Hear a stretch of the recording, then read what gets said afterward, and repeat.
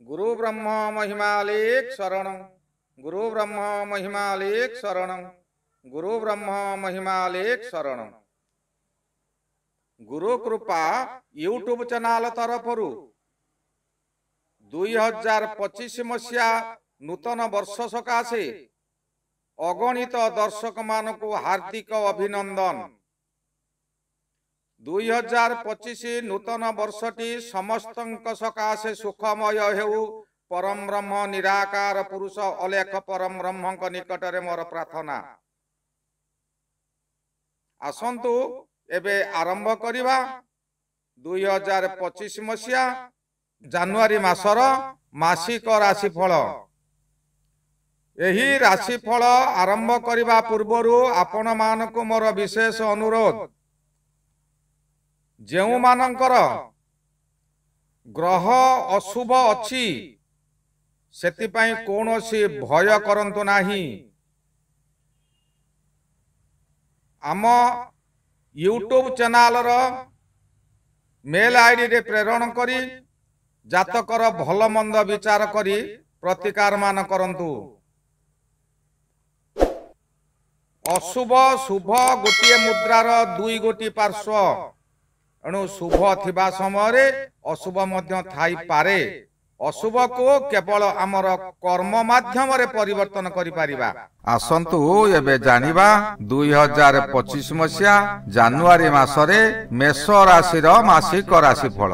मेष राशि व्यक्तिंक सकाशे रवि महाग्रह मासर आरंभरु नवम रे भ्रमण करुछंती। नवम रवि जेउ राशि रे चलन हेउथिबे सेही राशि रो 15 डिग्री परे विपरीत फल मिलिबो। नवम रवि अशुभ थिबा स्थले जानुआरी आरंभरु विपरीत फल प्रदान करी शुभ फल देबे। नवम स्थान धर्म स्थान पुणी पितृ स्थान होइतिबारु धर्म कार्य रे आपण पूर्व दिग को जाई पारंती। यही समय रे धर्म अर्जन करिवे।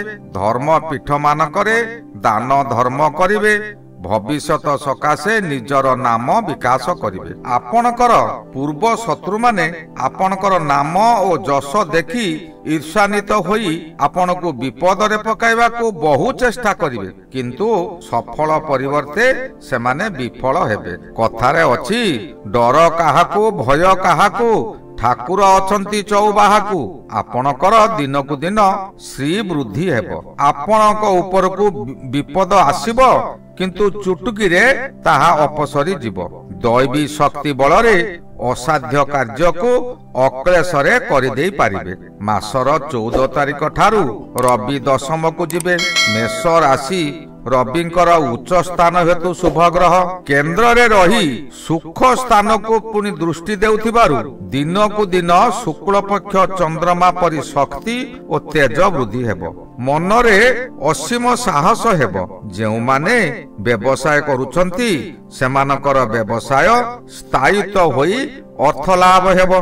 दक्षिण दिगरु शुभ खबर पाई आपण आनंदित हेबे। परिवार मध्यरे सुख शांति वृद्धि हेबो। परिवार मध्यरे समस्तंकर शरीर सुस्थ रहुतिबा स्थले केवल मातांकर शरीर असुस्थ रहिबो। मातांकर मस्तिष्क पीड़ा सहित हृदरोग मध्य होई पारे। चाकरी करुथिबा व्यक्ति माने ऑफिस रे उच्च सम्मान पाइबे। आपणकर उच्च पदाधिकारी आपण को गुरु दायित्व देई आपण को ऊपर विश्वास करिवे। आपण निज बुद्धि बल रे कष्ट साध्य कार्य मान सफलतार करि देई पारिबारु सहकर्मी माने आपण किपरि कार्य कले से कार्य को अनुकरण करिवे और आपणकर सहाय्य लोडिवे। आपणकर एपरि समय आसीबो आपण प्रत्येक स्थान रे सम्मानित हेबे। देश विदेश रे सुनाम अर्जन करिवे। दशम स्थान जातकर मुख्य केंद्र स्थान होइतिबारु कर्म रे उच्च स्थान को उन्नीत करिवे। चाकरी आशायी प्रार्थी माने विधि विधान अनुजाई अष्ट धातु किंबा पंच धातु रे निर्मित कवच रे मातंगी देवींकर लिखित मंत्र जंत्र धारण कले कर्म रे नियुक्ति मिलिबो। यह द्वारा संतान आशायी व्यक्ति माने मध्य संतान प्राप्ति हेबार बहु संभावना अछि। जानुआरी 20 तारिख पर्यंत मंगल महाग्रह कर्कट रे वक्री होई सप्तम दृष्टि देउथिबारु विशेष उन्नति हेबो। सरकारी स्तर रे नियुक्ति किंबा सरकारी स्तररू लाभान्वित होई पारंती। एही समय मध्यरे आपनकर पशुहानि होई पारे। गृहपालित पशु मानकु रोग हेबो।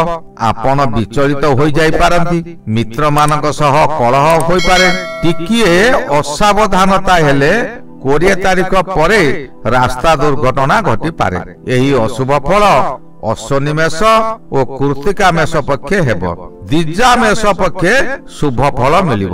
किंतु दिजा मेष राशि व्यक्ति मनरे गर्व भावना न आनी धर्म भावना सेवा कार्य रे मनोनिवेश करिबा कथा।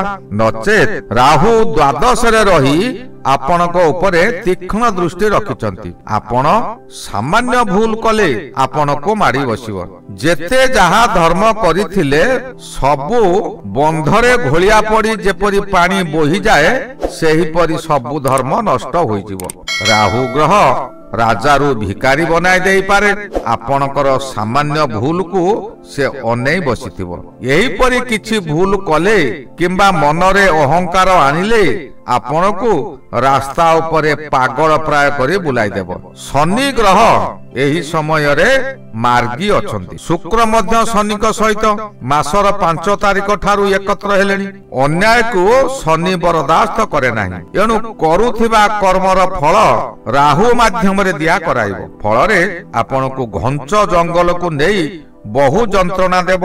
परिवार ठारू विच्छिन्न करि देव। सबु ठारू ओ सबु समय रे अन्यर दुख बुझुथिबा व्यक्ति उपरे शनिकर कोनोसी कुदृष्टि न पकाई एकादश शनिर फल देबे। एकादश रे शनि थिबा समय रे मनुष्य को पूर्वरु हराई थिबा द्रव्यमान फेराई दिए। चाली जाइथिबा कर्म रे पुनराय नियुक्ति मिलिबो। परिवार सहित मिलामिशा होई सुख रे कालातिपात करिवे।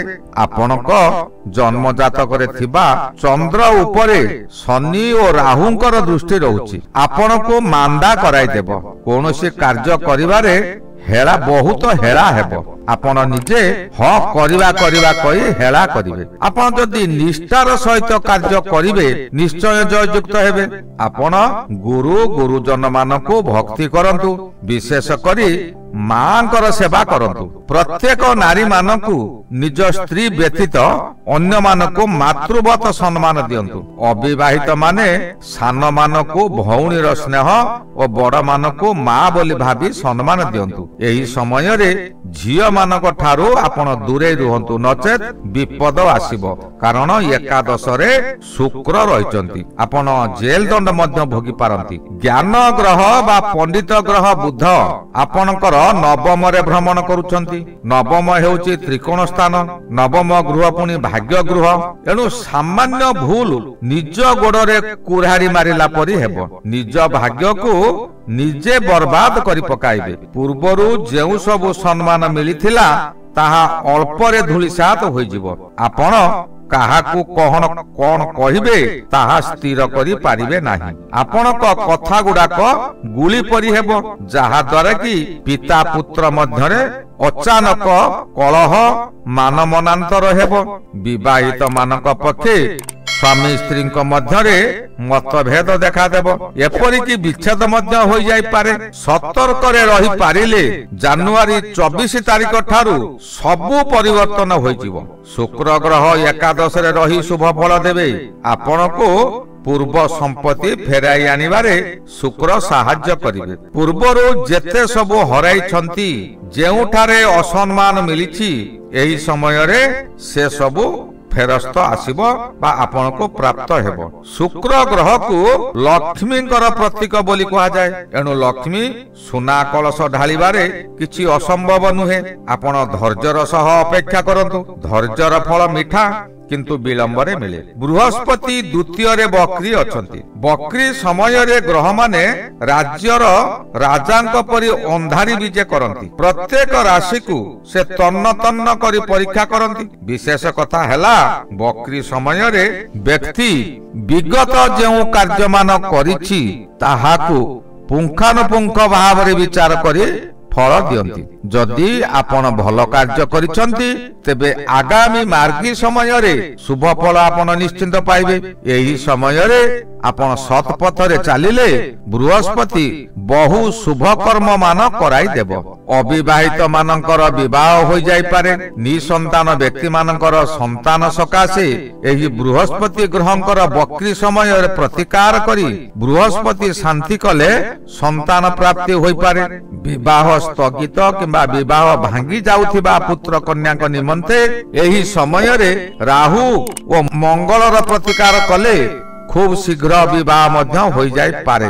कारण एही समय चतुर्थ रे मंगल अछंती और द्वादश रे राहु रही राहुंकर दृष्टि मंगल पंचम दृष्टि मंगल पर थिबारु या एक अंगारक जोग सृष्टि हेउची। केतु ग्रहर फल स्वरूप आपण को बहु विपदर उद्धार करिवो किंतु आपण सत्यर पथ धरी रखिथिले मिलिवो।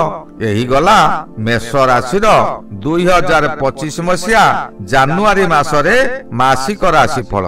नव वर्षर हार्दिक अभिनंदन जनाई आपण मानक निकटरू विदाय नेउछि। पुणी आगामी अध्याय वृष राशि सहित साक्षात से पर्यंत मु रहुछि। श्री गुरु अलेख महिमा शरण, श्री गुरु महिमा अलेख शरण, श्री गुरु महिमा अलेख शरण शरण शरण।